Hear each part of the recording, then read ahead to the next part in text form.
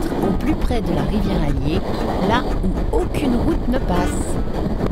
Entre Langeac et Langogne, il fallait être sacrément culotté pour oser tracer au cœur d'un relief inaccessible cette portion de la ligne mythique du Cévenol. Le tout à la fin du 19e siècle, à une époque où la dynamite n'existait pas encore. Des milliers d'ouvriers ont ainsi travaillé d'arrache-pied pour réaliser ce chef-d'œuvre d'architecture reliant Paris à la Méditerranée. Depuis 1999, le train touristique reprend cet itinéraire audacieux, traversant des gorges sauvages et franchissant de nombreux ouvrages d'art. Derrière les vitres, on reste subjugué par les points de vue, tout comme Bob Beaulieu, l'un des créateurs du train touristique. Quand on approche cette ligne des Cévennes, on sort d'un tunnel pour entrer sur un viaduc, pour repasser dans un autre tunnel, pour repasser sur un viaduc encore plus spectaculaire, pour passer sur un pont métallique ou sur une construction en pierre de plusieurs centaines de mètres de long. Quand on connaît les moyens qu'il y avait à cette fin du 19e siècle, on ne peut qu'être totalement impressionné par cette ligne. Allez, un petit arrêt pour se remettre de ses émotions. Baignade et pause farniente à Monistrol d'Allier. On peut repartir le long de l'Allier, l'une des dernières grandes rivières sauvages d'Europe. Pour preuve, on y trouve encore le saumon atlantique qui vient s'y reproduire. Un poisson qui, s'il est aujourd'hui en voie d'extinction, curieusement, ne faisait pas le bonheur des ouvriers de l'époque. On a retrouvé des articles qui attestaient que les ouvriers s'étaient mis en grève pendant la construction de cette ligne parce qu'on leur servait du saumon à manger tous les jours. Il y avait tellement de saumon dans la rivière Allier qu'il suffisait pour les gens qui étaient chargés de l'intendance et de la cuisine d'aller braconner quelques dizaines de saumons en bas dans la rivière. Ils servaient du saumon à manger tous les jours, ce qui leur évitait de se creuser la tête, et les ouvriers s'étaient mis en grève. Dans ce sanctuaire naturel, sachez que les paysages façonnés par l'eau et les volcans hébergent une nature préservée où l'on croise de nombreuses espèces rares. D'ailleurs, vous croiserez peut-être la bête du Gévaudan, qui sait. Le voyage touche à sa fin. Tout le monde descend à Langogne, où l'on peut s'attarder pour une balade ou un bon repas. 2 heures au cœur des gorges de l'Allier viennent de s'achever. Pour faire ce trajet, rendez-vous de juin à septembre.